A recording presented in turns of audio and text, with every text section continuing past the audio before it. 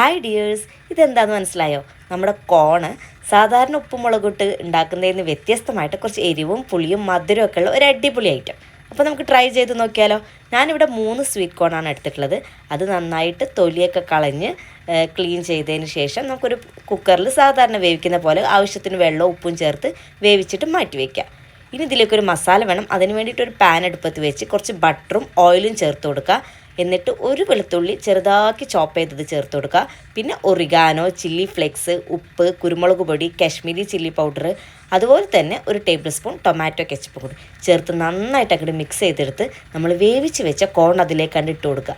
ഇത്ര പരിപാടിയേ ഉള്ളൂ, സംഭവം കഴിഞ്ഞു കേട്ടോ. കണ്ടിട്ട് എന്താ തോന്നുന്നത്? കാണുമ്പോൾ തന്നെ നമുക്ക് കഴിക്കാൻ തോന്നില്ലേ? ഇനി നമുക്ക് സെർവിങ് പ്ലേറ്റിലേക്ക് ഇട്ടിട്ട് മോൾക്കൊന്ന് കൊടുത്തു നോക്കാം കേട്ടോ.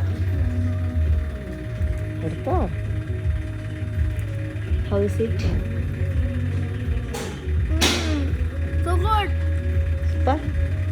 അപ്പം അവള് പറഞ്ഞ പോലെ ഇതൊരു അടിപൊളി ആയിട്ടാണ്. അപ്പം ട്രൈ ചെയ്യാൻ ആഗ്രഹമുള്ളവർ വേഗം ട്രൈ ചെയ്ത് നോക്കിക്കോ. ഇഷ്ടപ്പെട്ട ഫോളോ ചെയ്യാനും.